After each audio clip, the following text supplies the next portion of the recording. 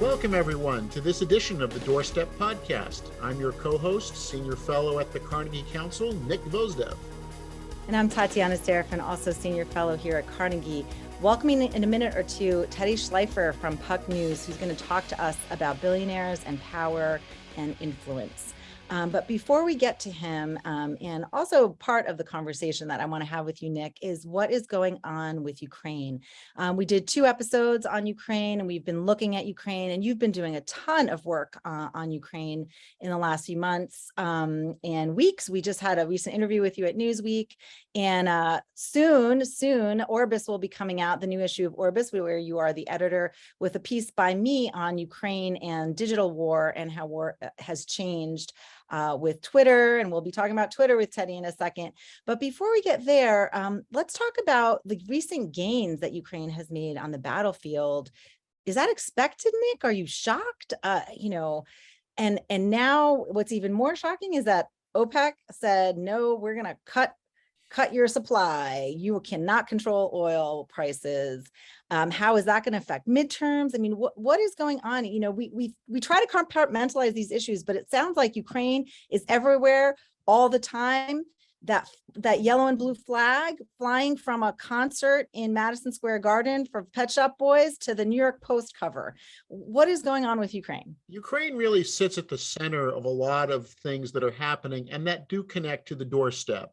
So let's start with Ukraine has made very good use of Western aid, military aid, and intelligence, combined with, Ukrainians, I think, have not been appreciated the extent to which they reformed their own military to be able to use this aid, and they are pushing the Russians back on the battlefield.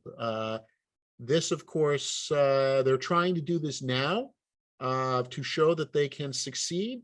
Because what Ukrainian government is worried about is that sooner or later the aid might stop, or there might be pressure to engage into a settlement with Russia. And this is, of course, the context of Elon Musk's supposed peace plan for Ukraine and Russia, motivated in part by the sense that if Russia is losing too badly, do we have a nuclear scare, which, of course, has direct doorstep impacts for people around the world.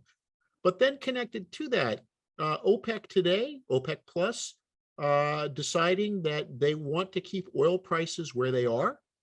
They would rather make money on selling fewer amounts of energy rather than larger quantities.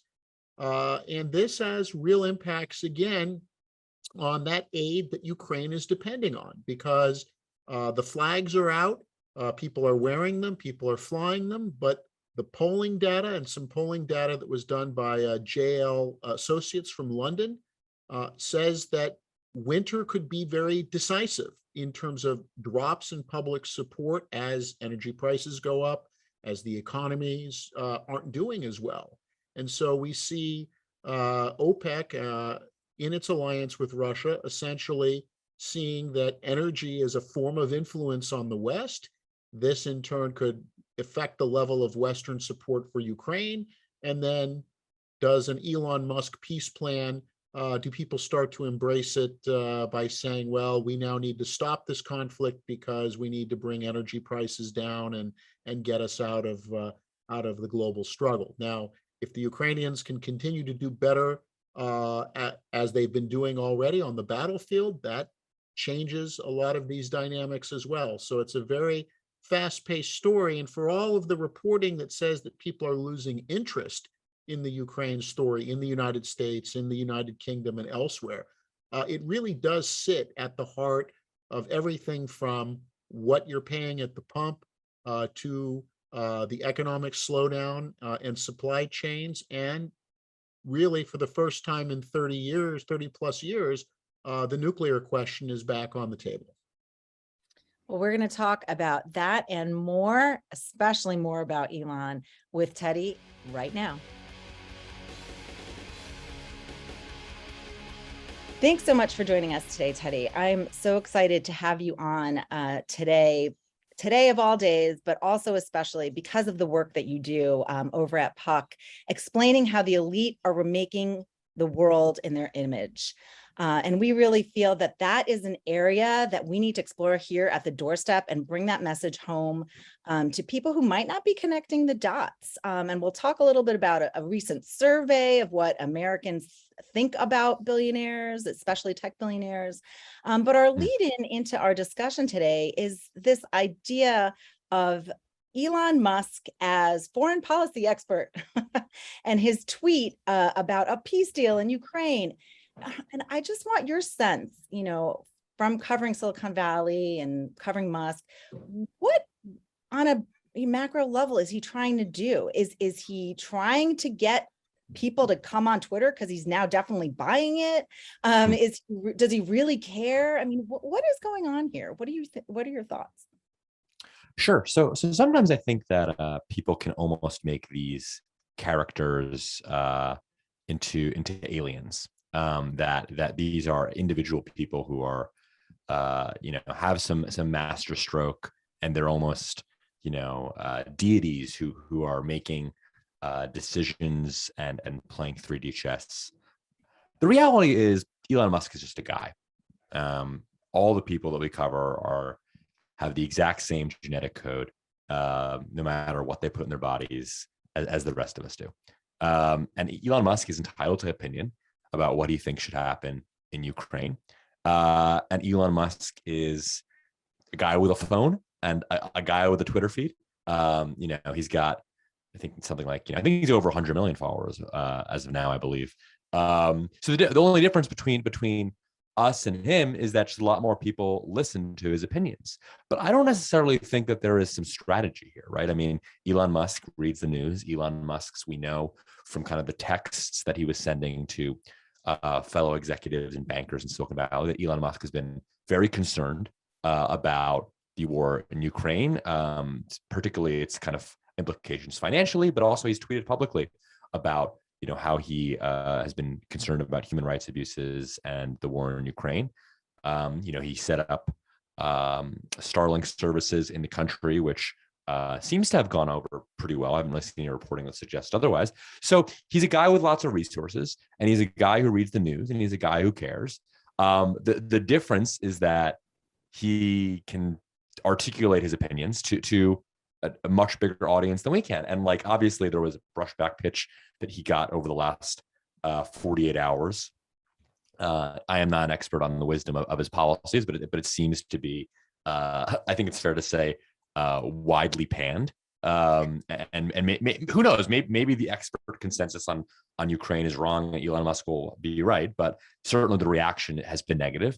And so that's just sort of like how Twitter works, right? For any of us, you have a thought, you tweet your thought, people, disagree with your thought. It's just, in this case, the stature of the people involved is much greater. But I want to get at that question of stature, and also just how people in the media, in the policy community, and the general public react to when an Elon Musk or a Jeff Bezos or someone decides, I have an idea. And as you said, we all have a right to ideas. We all have a right to have a voice. And yet there seems to be a willingness to at least grant a sense, well, we need to listen to this, or this is a voice, even when, in Musk's case, not a foreign policy expert, not really much of a background either in Russia or Ukrainian affairs. And Sure. Yet this proposal, and I wanted to ask you to then take, is there something about particularly people in tech, a sense that they're problem solvers, or that they get the job done in a way that experts and politicians don't? That's a good point. I think there's an element of that here. I mean, look, I think I can almost make a comparison to COVID, and sort of the ways in which tech elites thought about COVID, which, as we remember, was actually in the beginning of the Trump administration, or sorry, the beginning of COVID was the end of the Trump administration. And there was this sense from tech leaders that Trump, but society more broadly, was botching it. And lots of tech leaders were, for instance, early to the idea of masks, early to the idea that COVID, even in January, February 2020, was serious. And so expert consensus can be wrong, of course, and tech elites have I'm obviously I should say I'm overgeneralizing here, but like play along here. That there is a sense that elite consensus can be wrong, and that the know-how that tech and Silicon Valley have developed, with things like disintermediation and the ability to own direct consumer relationships, and sort of just the anti-establishment ethos of frankly the entire technology industry. Does that play a role here? Maybe, yeah. Like Elon is sitting there saying, hey, why do I care what the blob thinks about Russia or Ukraine? Like the blob can be wrong, and like the blob can be wrong. I think there's probably an element of anti-establishmentism in how Elon feels about this. Well, and to be fair, just to to defend on him, is that the blob left to its own devices might not have gotten internet service to Ukraine for years. The Russians would have taken down the existing network. So I think that there is a sense that the getting the job done and anti-establishment thinking can get you through with that. But also the level of engagement, right? Maybe to touch on that why do we had President Zelenskyy himself on Twitter, and that says something about the change of, one might be hard pressed to think of JFK or someone else doing this in a pre-internet social media age, but you have sovereign heads of countries engaging with, again, Musk's, Bezos's, and so on, as if they're almost their peers. Is that simply because of Twitter followers? Is it because of the bank accounts? What is it about this group that where we have a certain degree of deference that we even with celebrities we don't always give? I mean, if a celebrity had proposed this peace plan, it would have had potentially the same amount of fun. Ariana Grande could have said, "I have a peace plan for Ukraine." It would have gone to 100 million followers. I don't know that it would have gotten the same level of serious engagement that Musk, as you said, even if most people are turning the Musk plan down, they engaged with it. That's an interesting point. That there's a just take someone who, right, like Ariana Grande, who has a massive public profile and has followers, and it's not purely based on like the cult element here. There's something about Elon has been declared, a capital S serious person, and therefore deserves Zelenskyy. Yeah, right. Zelenskyy is, lots of things that he can do with his time. Like, why is he weighing in here? Is it because, right, it's a sign of Elon's influence, I guess. But I don't know. What do you think? I mean, do you think does that say something about kind of business culture in the United States, or is it Elon specific? I mean, I'm going to throw out a hypothesis here, and it's something I think that you follow, Teddy, closely. It's this idea that, business people are getting very involved in politics. We don't talk about it enough. You cover it. Your last couple of pieces have been about, Peter Thiel and what he's doing, and Sheryl Sandberg and her, donation to ACLU for abortion rights. And I mean, these things are going on, but they're not getting as much play in the press and on a wide scale as something else might. And I think that this same ethos of participating in the political process is participating in the international political process. I don't think there's this differentiation. I mean, I think that international and national have become more one than in decades past. I think people are thinking them because of the globalized nature of the world. People aren't separating out issues as much, is my hypothesis. I don't know. I'm throwing that out to both of you.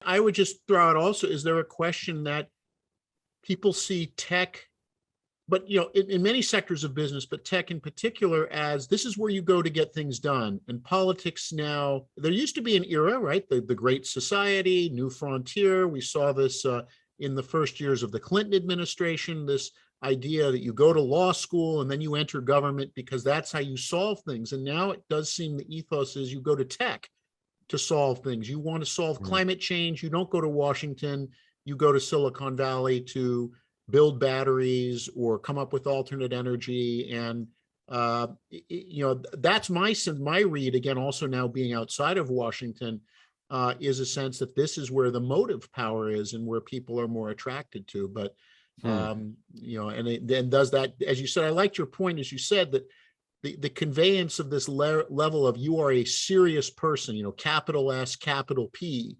that we used to say was something that you had to be a member of the Council on Foreign Relations to be considered a serious person. Right. And now perhaps that definition is changing. But again, like Tatiana, I'm hypothesizing here rather than having a definitive take. Yeah, no. I mean, like, I don't know though, whether or not, if I'm trying to think of a Wall Street type who's very active on Twitter, and I'm struggling with it, but like, if like Jamie Dimon was suggesting this, like, do we not think that, like, not that he's active on Twitter, but like, do we think that like Zelenskyy wouldn't respond? I mean, like, I don't know whether it's really a tech specific thing. I mean, part of it, like, I guess I'll posit that Elon, part of the reason why Elon gets this reaction, I think, is partially Elon specific.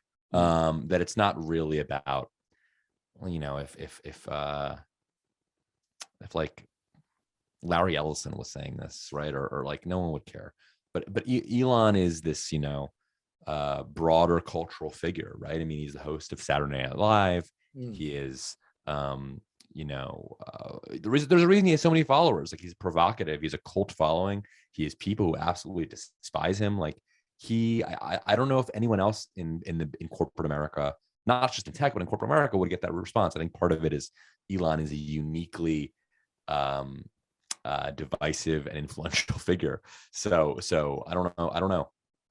Is this perhaps connected to, in Silicon Valley, the founders myth? The idea that, as you said, that, Jamie Dimon didn't create the company that he heads. He he rose through the ranks, he was brought in, but the idea that Steve Jobs, Elon Musk, Peter Thiel, they are creators, they are Zuckerberg, they're creators, and therefore that puts them in a different category. Again, I'm trying to get at the idea of why we seem to, what conveys the serious person, which I think is a great label that you've applied to this. Sure. I mean, look, this is like a broader phenomenon, right? And, with regards to like kind of why these people have influence in politics or in philanthropy, like sort of this critique that has taken hold on the left primarily, but also on kind of elements on the right over the last 5 years, especially, right? Is like, just because you are successful founding SpaceX or kind of founding Tesla or founding Facebook or whatnot, like, why do we care about your opinions on climate change or on education policy or on who should be the next senator from Wisconsin? Like that these are questions that are democratic in nature, and billionaire influence kind of fundamentally distorts the small d democratic nature of it. Now, like, I don't necessarily believe that, like, small d democracy should be the end all be all necessarily, and like, certainly there are good arguments to be made in tons of billionaire led projects that, like, you'd rather have their influence, as undemocratic as it may be, than not have their influence. I guess the canonical example is probably now like the Gates Foundation and COVID is sort of like what is used or not. But then there's also counterexamples. The canonical one would be like Mark Zuckerberg and Newark Schools a decade ago, right? Which was broadly seen as a failure. And, the critique that emerged from that was like, who decided that this one guy in Silicon Valley should be, deciding whether or not there's merit pay in Newark, New Jersey? And the reality, though, like, that I find those intellectual debates that kind of interesting. The reality, though, is like, we're not getting rid of billionaires anytime soon, and these people do have influence, and there should be journalism about the good and bad they do, and like whether or not people should respond to Elon Musk like they do. And so I sometimes find those debates kind of ponderous, where we're like, should Mark Zuckerberg have $100 billion with the Chan Zuckerberg Initiative? Like, I don't know, but he does. So like, here on planet Earth, that's the world as it is. But let's talk a little bit about that YouGov survey that you tweeted about, to kind of bring us back to the reality, right? What struck me in one of the questions was how much people didn't know the names of, and you mentioned, Larry Ellison or Rebecca Mercer or even Mackenzie Scott. Yeah, totally. The don't know numbers were stratospheric compared to the favorable numbers or unfavorable. And so, how do we then talk about these group of people and their influence on policy, on a national level, never mind international, but on a national level, when we don't even know who they are? And so what are some of the ways that you maybe suggest that we can talk more widely about their influence? I know that you cover this at Puck News, but, how can we make it part of the conversation, to my college students, for example? Yeah. It's a good question. I don't know if I have a great answer beyond, look, I mean, people become famous for their influence, like for lots of reasons. Like part of this is just like partisan combat, right? That's like the reason why George Soros is super well known is because the right has like made him into this boogeyman. They're like, did people really know who Charles and David Koch were before, sort of the 2012 era, Harry Reid, kind of post Citizens United attack on the Kochs? Even Elon Musk, I've told the story on a podcast before, so I'm not breaching any confidence here, but so I graduated from college in 2014. I am young.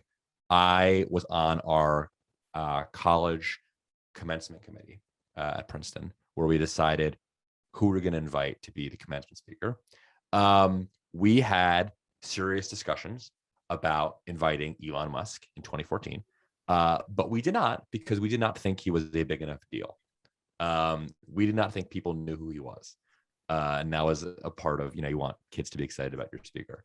Now, obviously, all of 8 years later, that is ridiculous. But it makes me think about the public profile of these people. Like Elon has really seeped into the public consciousness over the last couple of years, even though Elon is been a Silicon Valley, Elon was involved with Silicon Valley startups since the mid 90s.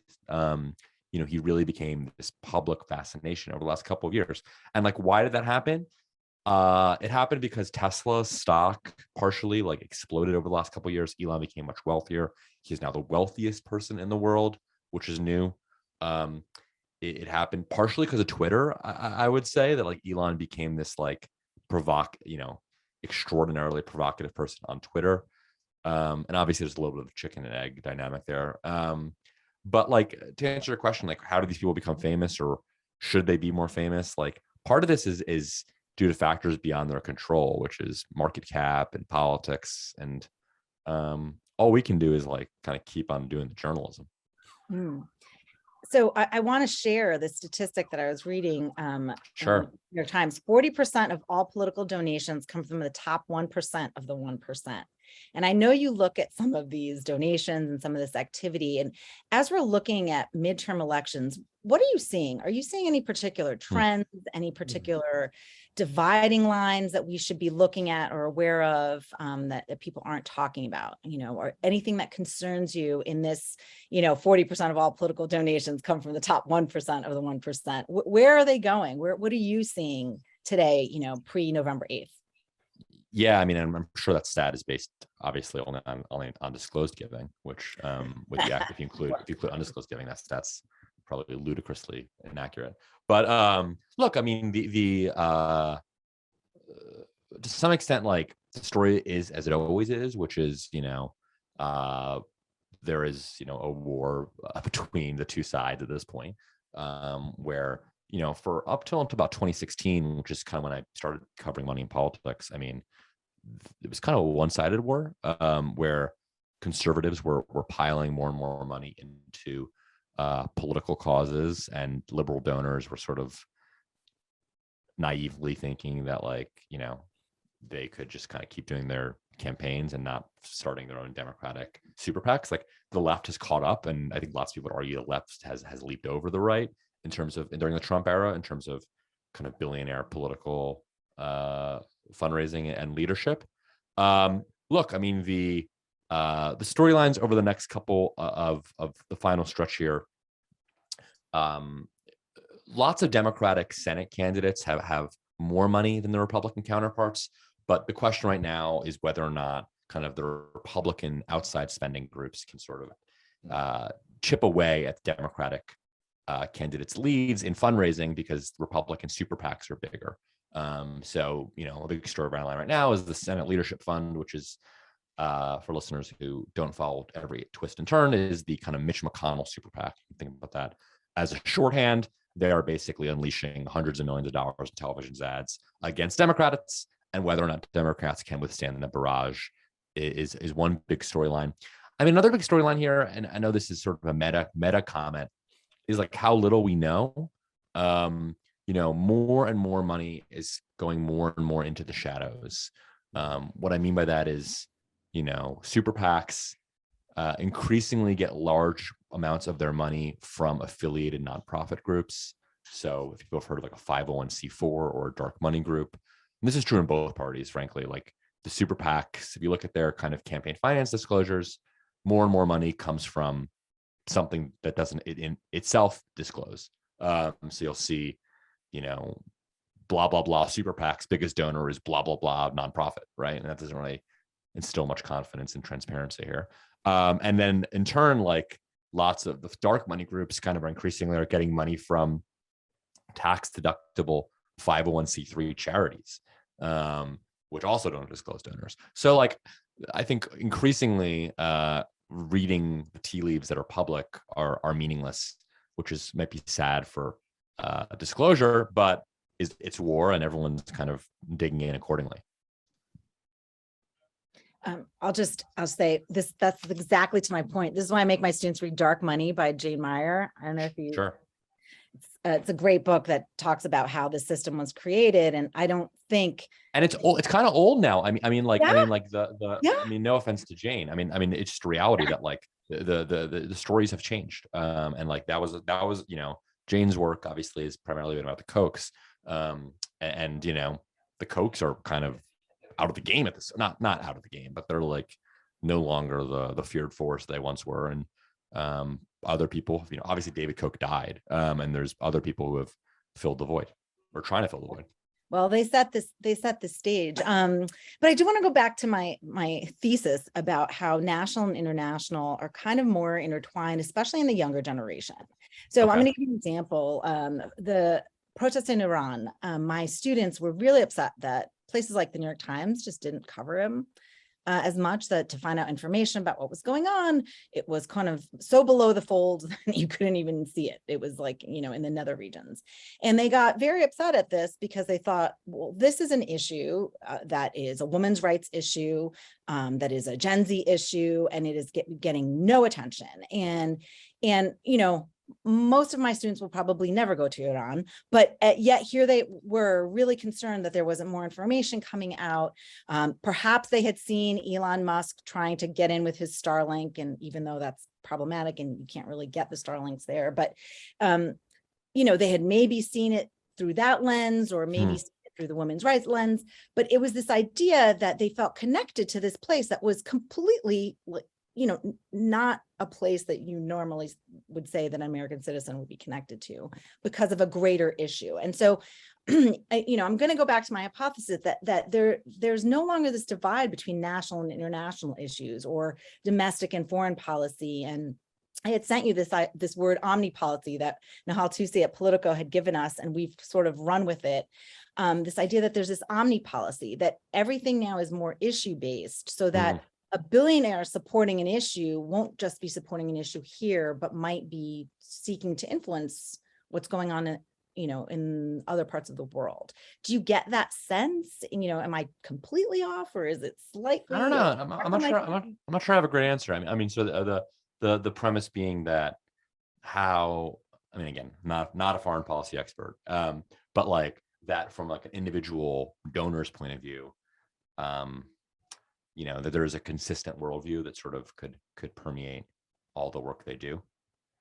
Lots of, like, not to go back to my earlier point, but like these are individuals, and like sometimes that's true for people. Like sometimes people have, values, freedom, democracy, blah, blah, blah, that like permeate everything they do. But like humans are also complicated, and sometimes there's inconsistencies. And there's not like an omni policy for people as individuals. We're all weirdos. In terms of the difference in what you're seeing coming out of Silicon Valley, like a Gen Z perspective on issues Yeah. and priorities, is there a difference that you're seeing or changes in priorities this election cycle from younger cohorts versus older cohorts? Huh. I mean, generationally, there are differences. I mean, I do think that, I mean, Elon is about 50, maybe 51 right now. I think he just turned 50 a couple years ago. And in some extent, he has more in common with like the younger generation. I don't know if people consider that young, but like than people in like their 30s, than people who are in the elder generation, like I'm thinking about like someone like Jeff Bezos, who I think is only a couple years older than Elon. But like, Elon is very online, obviously. And his political kind of thinking, I think, does match with lots of tech leaders who are,